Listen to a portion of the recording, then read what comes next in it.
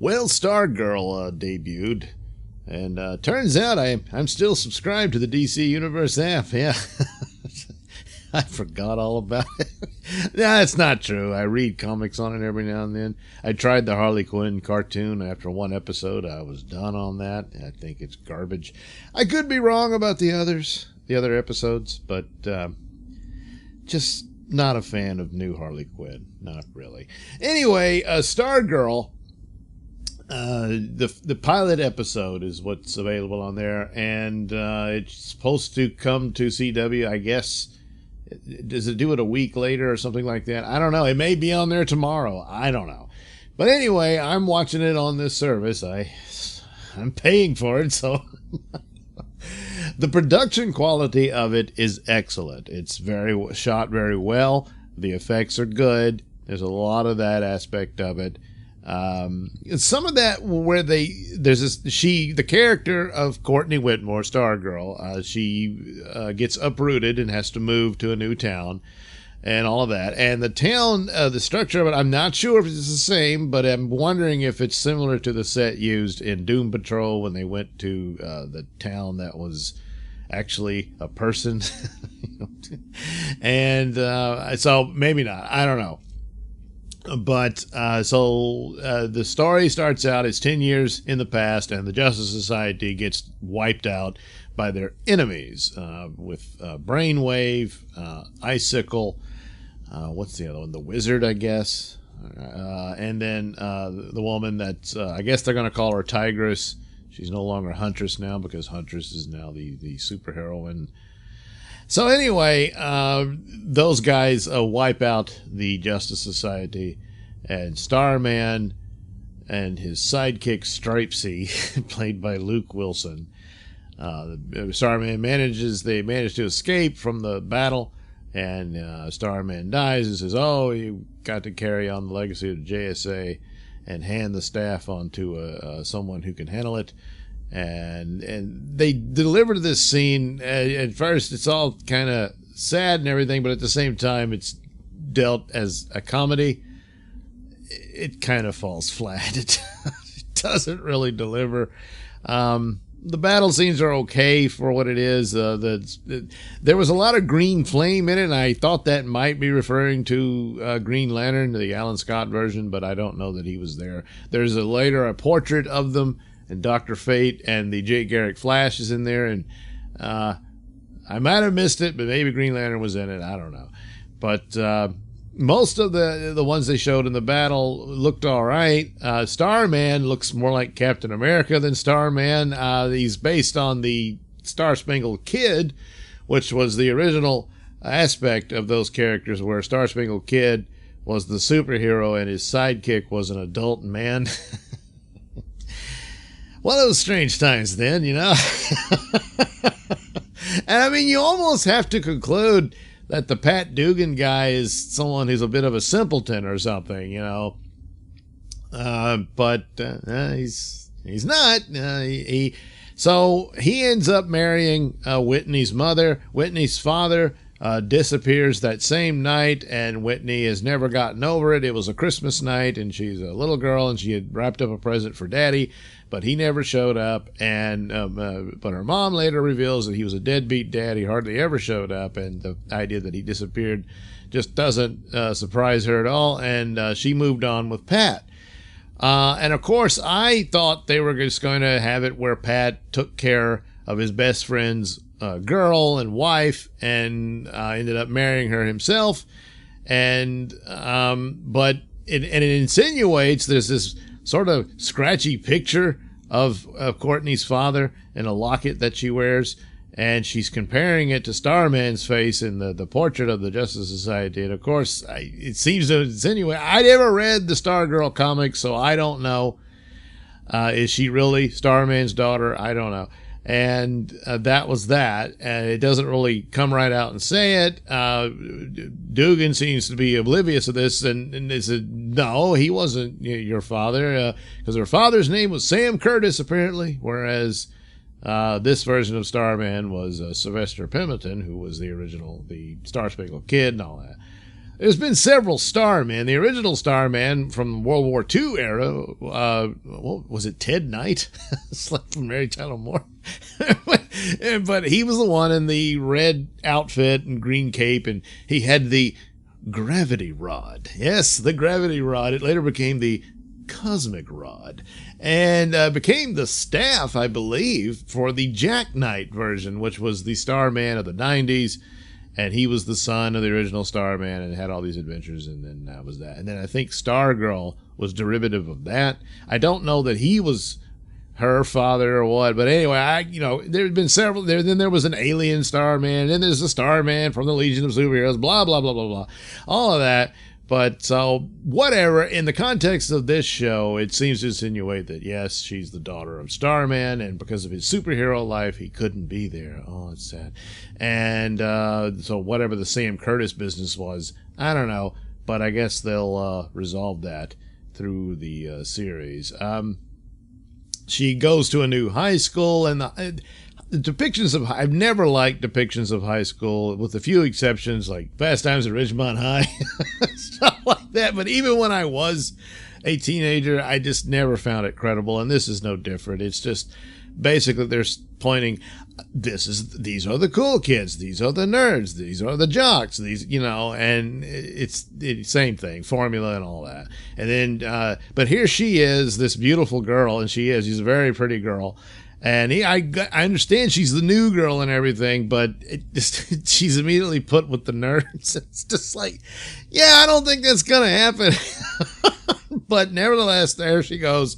And based on what I've seen of the promo pictures and whatnot, the kids that she sits at the table with will be the new Justice Society. One of the girls will be Wildcat. The nerdy girl will be Dr. Midnight, even though there's precedence in the comics for that for her, but she was an actual doctor, and she succeeded Dr. Midnight. The girl's not blind yet, but I guess something will happen, and she will be. I don't know. But they have her in the Dr. Midnight outfit, and I wish she was in her actual outfit, but, and the same thing with Our Man, the young Our Man. He had his own outfit, didn't copy the original and all that. But anyway, that's how they're doing it. The only one who will look accurate for the new one would be Wildcat, and so and the Wildcat guy looked pretty cool in the JSA battle, but that was very brief. The Dr. Midnight guy really didn't. It looked really kind of silly. But anyway, so that's who they'll be, those kids. And so Stargirl, she stumbles onto the cosmic staff.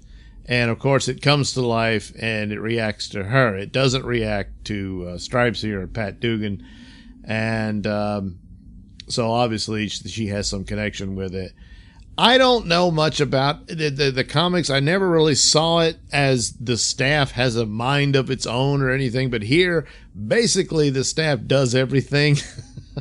Suddenly, Courtney, and they should have had this in the story, that she was on a gymnastics team or something along those lines, because she has all these gymnastic skills with it. She immediately starts dancing with it and stuff. Well, not immediately. It takes a little while. It takes her outside and all this stuff. And that's lacking in credibility. I know they got to hurry up and get it through, but they don't deliver it very well. I just don't think she would be immediately that taken with it, just because, well, she's lonely and she doesn't have any friends, and now she's got this thing, and and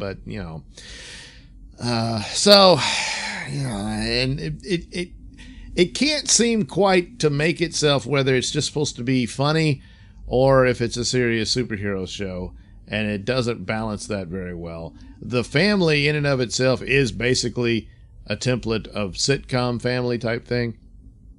And, it maybe over time it can work. I don't know, but I wasn't all that wowed by it. I don't really have that much of a problem with the cast per se.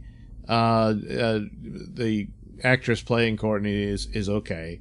But just, and I mean, when it comes to pilots, it's just the pilot. The next episode, things can change very, rather radically. Even some of the actors might be changed and stuff like that, and it might really find its footing more in that element. But it stands to reason that, yeah, there'll be some humor tossed in. Of course, at the end, they reveal Patrick Dugan now has this giant robot-like suit that he operates, and that's got to cost a pretty penny. I'm not sure how many times they can have scenes of that in there, but if they can, well, great. But and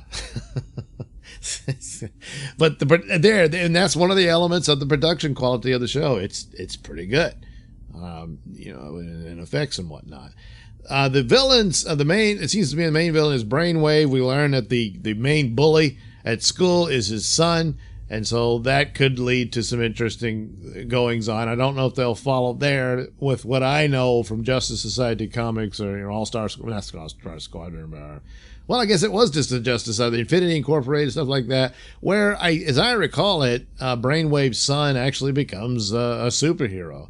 And but the original Brainwave, he was rather a small, bald guy with glasses, and here he's not. But anyway, he does come across as a sinister villain, and Stargirl is way in over her head with this guy, and but manages to escape, and then runs into, of course, Dugan in his suit. And maybe the next episode will open up with a fight with Brainwave. I don't know, but.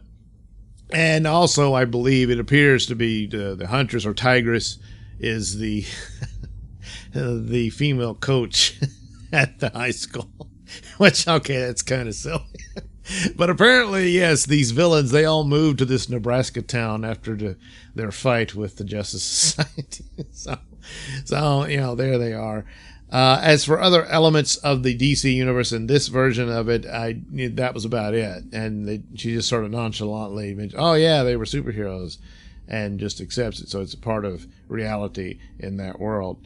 But I think it's geared more for a younger audience, I believe. But I don't know that it'll win them over or not, but it's just one episode, so I'll try the next one, but it didn't win me over. It didn't irk me or anger me or anything like some other shows do.